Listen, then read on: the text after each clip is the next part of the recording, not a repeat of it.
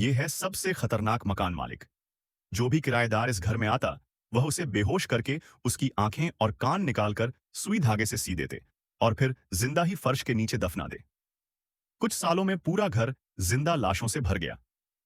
एक दिन नई किराएदार एना इस घर में आ गई। बूढ़े दंपत्ति ने बड़े प्यार से उसका स्वागत किया। एना भी उनकी मासूमियत देखकर आराम से घर में रहने लगी।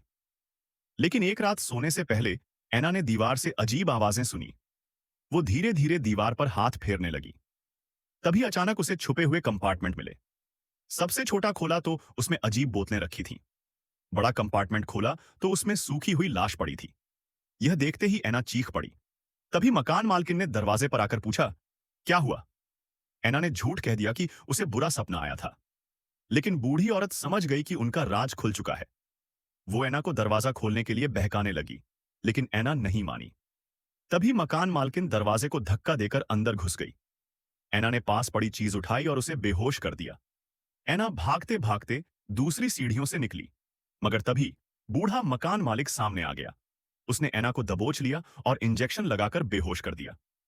जब एना होश में आई तो बूढ़ी औरत हाथ में चाकू लिए उसका ऑपरेशन करने वाली थी। तभी अचानक डोर बेल बजी। एक आदमी अपनी खोई हुई बच्ची को ढूंढते हुए आया था। औरत ने उसे अंदर बुला लिया।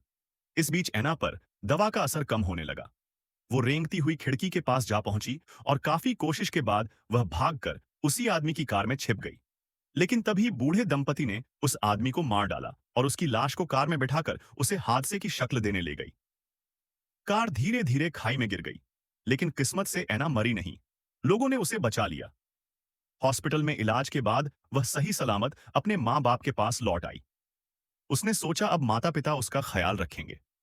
लेकिन वक्त के साथ एना गहरी डिप्रेशन में चली गई और एक दिन वह वापस उसी गेस्ट हाउस लौटी।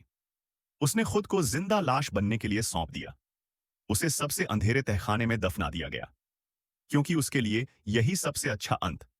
आज कौन अपनी मां के लिए लाइक सब्सक्राइब करता है?